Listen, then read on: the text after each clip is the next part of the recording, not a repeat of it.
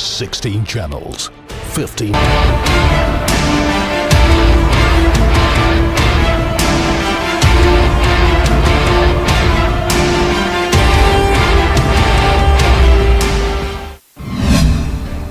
Covid booster खुराक को लेकर चर्चा तेज।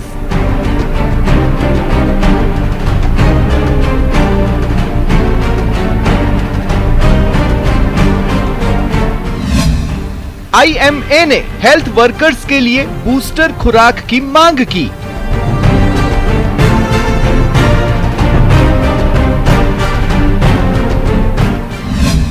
केंद्रीय स्वास्थ्य मंत्री बोले, फैसला विशेषज्ञों की सिफारिश के आधार पर होगा।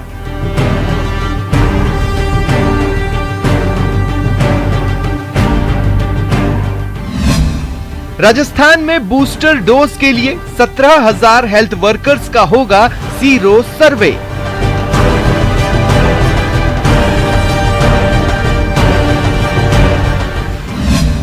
सीएम ने केंद्र से बूस्टर डोज पर फैसले की मांग की।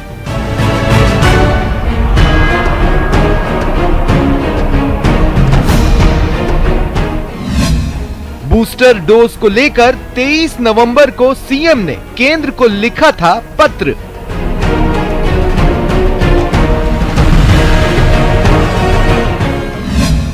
बूस्टर डोज पर फैसले का इंतजार।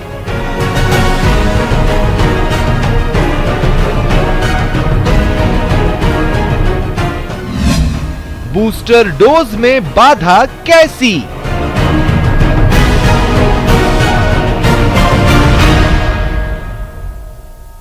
स्वागत है आप सभी का। आपके साथ मैं हूं स्वप्निल। कोरोना के नए वेरिएंट ओमिक्रॉन को लेकर चिंताएं बढ़ गई हैं। अब बूस्टर खुराक के बारे में चर्चा तेज है। देश में कोविड की बूस्टर डोज लगाने की मांग उठ रही है। हेल्थ वर्कर्स को बूस्टर डोज लगाने की मांग जोर शोर से उठाई जा रही है। सीएम अशोक गहलोत ने केंद्र सरकार से बूस्टर डोज के संबंध में फैसला लेने की मांग की। सीएम गहलोत ने 23 नवंबर को केंद्र को पत्र लिखा था। केंद्रीय स्वास्थ्य मंत्री मनसुख मंडाविया ने कहा कि बूस्टर खुराक पर निर्णय केवल विशेषज्ञ की सिफारिश के आधार पर लिया जाएगा।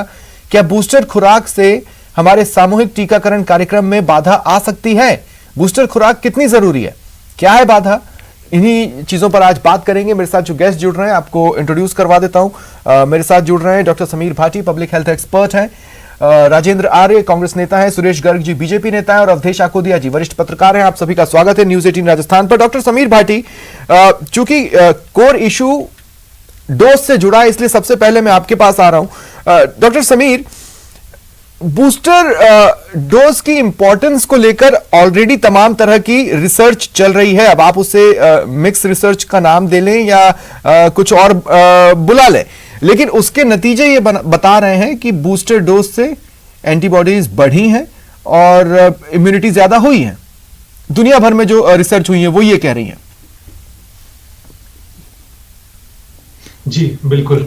देखिए, जब हम बूस्टर डोज की बात कर रहे हैं तो बूस्टर डोज के बारे में तो पहले से ही डिस्कशन हो रहा था। बूस्टर डोज देनी है निश्चित तौर पर वो कब देनी है, उसकी जो पॉलिसी फाइनल आनी है, इसमें देखिए दो तरह से चीजें हैं। एक है जो इंडिविजुअल पॉलिसी, जिसकी हम शुरू से बात कर रहे हैं कि जो हमारे हेल्थ केयर वर्कर जो प्रायोरिटी ग्रुप है, या आपके जो फ्रंट लाइन वर्कर है जो रिकरेंट एक्सपोज्ड होते रहते हैं, या हमारे जो इम्यूनो कॉम्प्रोमाइज्ड पेशेंट है, एल्डरली बुजुर्ग लोग हैं, इसके अलावा बच्चों की वैक्सीन। तो देखिए, बूस्टर उनके लिए डेफिनेटली प्रायोरिटी के ऊपर बात चल रही है कि उनको दी जाएगी। इसके अलावा जो नेशनल पॉलिसी है वो बिल्कुल ऐसा सेम नहीं हो सकती, क्योंकि बहुत सारी चीजें इसमें, बहुत सारा डेटा। आप एक चीज इसको एग्जांपल के तौर पे मान के चलिए कि जब हम बूस्टर की बात करते हैं, पहले हमने वैक्सीन लगाई, जो सेकेंड हम वैक्सीन लगाते हैं उसको हम बूस्टर ही कहते हैं। बट अब जो सेकेंड बूस्टर लगना है, या आप उसको कह लीजिए कि हमारी प्राइमरी वैक्सीन का थर्ड डोज लगना है, कितने इंटरवल में लगना है, पहली बात ये।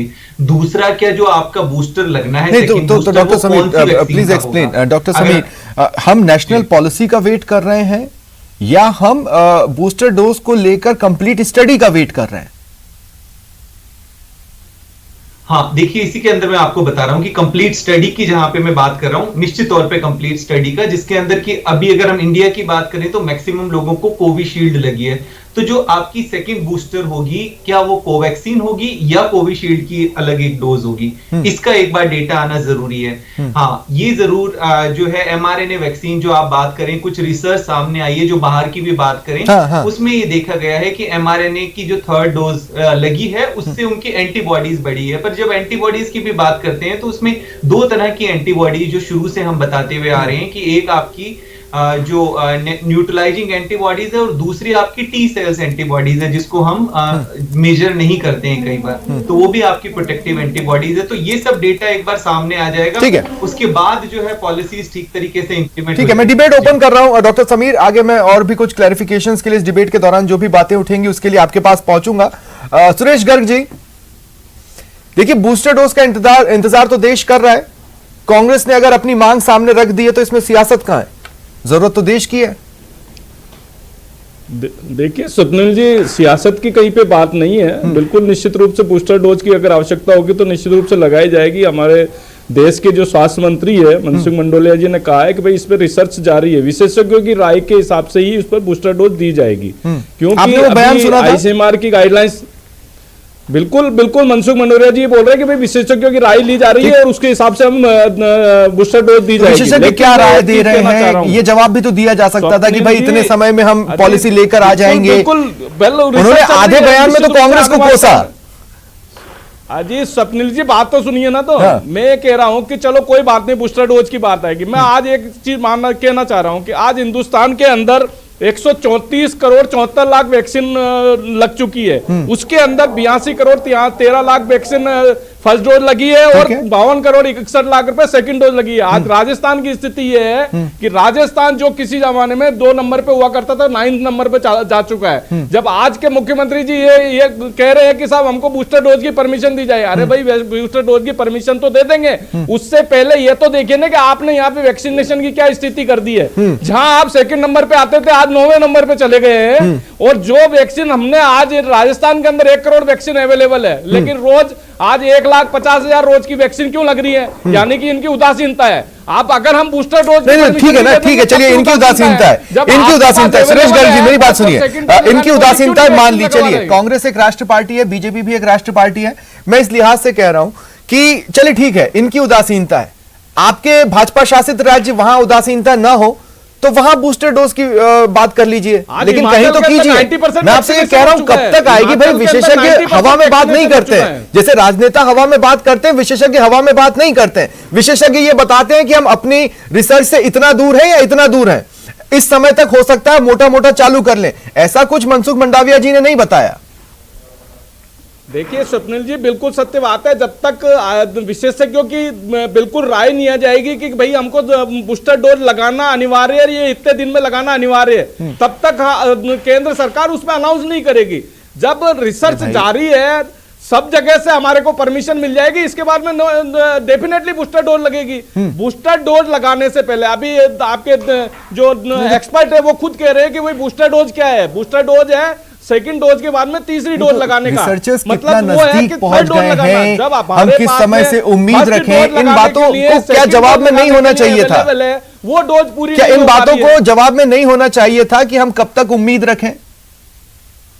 आने वाले टाइम में निश्चित रूप से मनसुख मंडाविया जी ने बोला है ना, आने वाले टाइम में निश्चित रूप से बूस्टर डोज की जरूरत होगी तो लगेगी। ठीक है, बच्चों के लिए ठीक है, मतलब अभी रिसर्च के स्तर पर जो आपके पास जानकारी है उसके हिसाब से आने वाले समय में अगर जरूरत होगी तो लगेगी, जरूरत है या नहीं इस बारे में अभी किसी को कोई जानकारी नहीं है ना सुरेश गर्ग जी।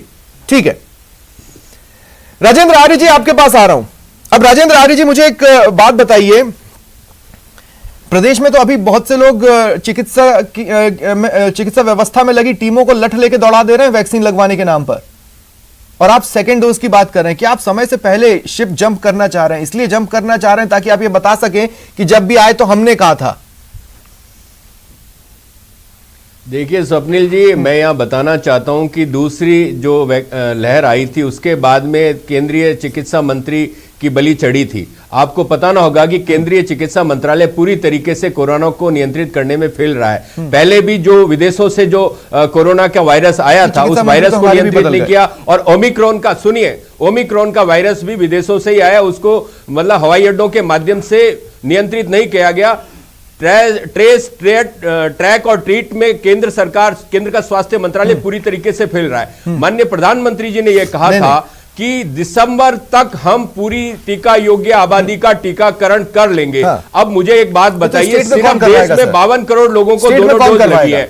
अब एक देश का 18 से कम उम्र की आबादी, 30 करोड़ की बड़ी आबादी अभी भी टीके से वंचित है। स्वप्निल जी सुन लीजिए, 30 करोड़ आबादी टीके से वंचित है। यहाँ आपको इस चीज को समझना पड़ेगा। प्रधानमंत्री गंगा में डुबकी लगाते हैं, प्रधानमंत्री केदारनाथ पे रोड शो करते हैं और फोटो सेशन करवाते हैं, लेकिन जो गंगा के किनारे वैक्सीन के दर्शन दुर्लभ क्यों हो रहे हैं प्रदेश में?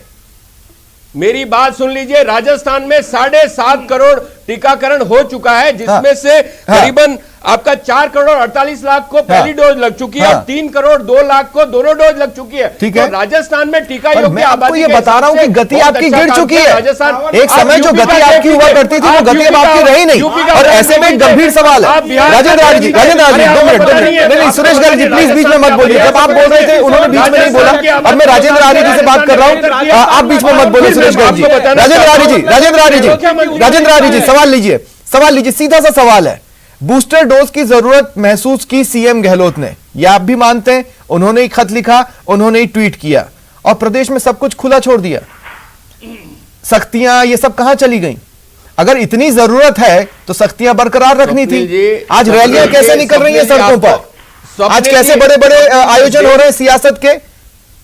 स्वप्निल जी, कोविड एप्रोप्रिएट बिहेवियर के लिए एसओपी या दिशा निर्देश केंद्र का गृह मंत्रालय जारी करता है। आपको याद होगा 5 तारीख को केंद्र का गृह मंत्री हर महीने केंद्र का गृह मंत्री आकर उसने कोविड एप्रोप्रिएट बिहेवियर की धज्जियां उड़ाई थी। फिर मैं आपको बताना चाहता हूं कि ये लोग किस बात का दावा कर रहे हैं। आज जो सड़कों पर प्रदर्शन हो रहा है उसी को रोकने के लिए आप क्या कर रहे हैं? घर से मास्क पहने प्रदर्शन की तस्वीर नहीं आई, क्या कर रहे हैं आप? पूरे देश के अंदर और बूस्टर डोज की मांग कर रहे हैं, लीजिए ना। यूपी के नहीं करेंगे डोज की मांग। आज देखिए ना, 1 साल पहले जिनको डोज लगी, शॉर्ट में सुरेश गर्ग जी, मुझे अवधेश अकोदिया जी के पास जाना है, बहुत शॉर्ट में बोलिए सुरेश गर्ग जी। कम हो गए, क्या बोल रहे हैं? बहुत शॉर्ट में बोलिए कि उनके अंदर एंटीबॉडीज कम हो गए तो उनको बूस्टर डोज लगनी चाहिए। जब माननीय मुख्यमंत्री ने कहा ठीक है एंटीबॉडीज कम हो गए ना, राजेंद्र आर्य जी कहां पे स्टडी की? आपके कौन कौन से रिसर्चर हैं, उनके नाम बता दीजिए, मैं आपकी बात मान लूंगा। आपने किन किन डॉक्टर्स को अपॉइंट किया, उन्होंने क्या रिसर्च रिपोर्ट दी है, बता दीजिए। स्वप्निल जी मुझसे पूछ रहे हैं? हाँ राजेंद्र आर्य जी आपसे पूछ रहा हूं। हाँ, मुझसे आपकी जो फाइंडिंग्स हैं आप देख लीजिए, वो किस रिपोर्ट के आधार पर है? वो रिपोर्ट कहां है?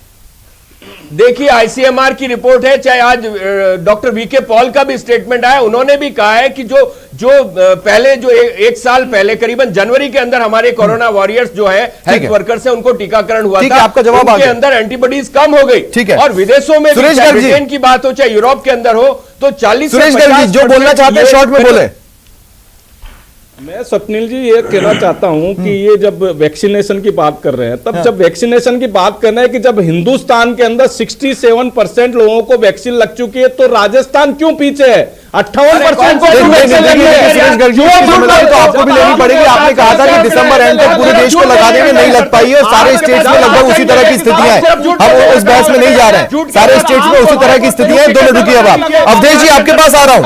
अवधेश जी मैं आपसे, अवधेश जी बहुत सिंपल सी बात है, सियासत जवाब देना ये जानती ही नहीं कि सवाल क्या था और उस पर जवाब किस तरह का होना है। जवाब का फॉर्मूला अपने मन से ही गढ़ लिया जाता है। इलिजिबल परसेंट के जो है अवधेश जी, 60% लोगों को डोज लग चुकी है, तो राजस्थान में क्यों नहीं लग रही है? स्वप्निल जी देखिए, सियासत 2 ही चीजें समझती है, 2 ही चीजें करती है। सियासत समझती है श्रेय लेना, और यदि आप किसी काम को पूरा करने में कामयाब नहीं रहे तो उसका ठीकरा किसके ऊपर फोड़ा जाए। जब कोरोना की दूसरी लहर आई थी तो ये हमने रेगुलर देखा था, हमने दर्जनों डिबेट साथ में किए हैं। जिस तरह से ऑक्सीजन की कमी आई, जिस तरह से वैक्सीन की कमी आई, जिस तरह से वेंटिलेटर की कमी आई, जिस तरह से हॉस्पिटल्स में बेड्स की कमी आई, तो किसी भी ना राज्य सरकारों ने ना केंद्र सरकार ने किसी ने भी जिम्मेदारी नहीं ली। अब जब ये आशंका जाहिर की जा रही है कि थर्ड वेव आ सकती है, तो लेकिन सवाल उठता है कि सुख मंडाविया जी के ही जवाब लगना है, वो लगना है नहीं लगना है, लगना है तो कब लगना है? जवाब तो हमें मिल ही नहीं पाया।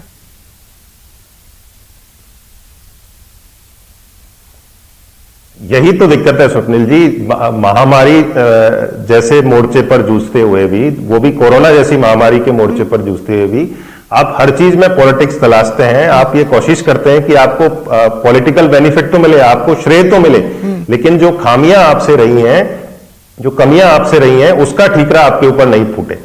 ये आप ठीकरा दूसरे के ऊपर फोड़ना चाहते हैं। इस तरह की जो प्रवृत्ति है दोनों तरफ से है, सारे पॉलिटिकल पार्टीज की तरफ से। हर आदमी चाहता है इस महामारी के दौर में भी कि जो खामियां हैं उन पर एक्सपोज किया जाए और जो खूबियां हैं उन पर खुद की पीठ थपथपाई जाए। नहीं तो इस केस में अगर हम देखें वैक्सीनेशन के पूरे प्रोसेस को, अगर हम देखते हैं शुरुआत से लेकर अब तक, तो हमने कांग्रेस को देखा बार बार मुद्दे उठाते हुए, वो मुद्दों को पब्लिक प्लेटफॉर्म पर रख रही थी या सियासत कर रही थी। और दूसरा, क्या बीजेपी उस चीज को सियासत ले रही थी या वाजिब विपक्ष के द्वारा पूछा गया सवाल ले रही थी? दोनों ही धड़े तो सवालों के घेरे में आएंगे ना अवधेश जी। बिल्कुल, मैं दोनों धड़े सवालों के घेरे में है, चाहे वो सत्ता पक्ष है या विपक्ष है, क्योंकि आपका जब आप खामियों को उजागर करते हैं तो आपका एक मोटिव होता है कि किस तरह से डिफेंड किया जाए सरकार को। इसी तरह से सरकार जब इस तरह की जो कमियां होती हैं, विपक्ष उनको उठाता है तो उसको लगता है कि हमें बदनाम करने के लिए किया जा रहा है सारा। भले ही वो सजेशन हो, वो पॉजिटिव सजेशन हो, उसको आप मानने के बाद सुधार कर सकते हैं।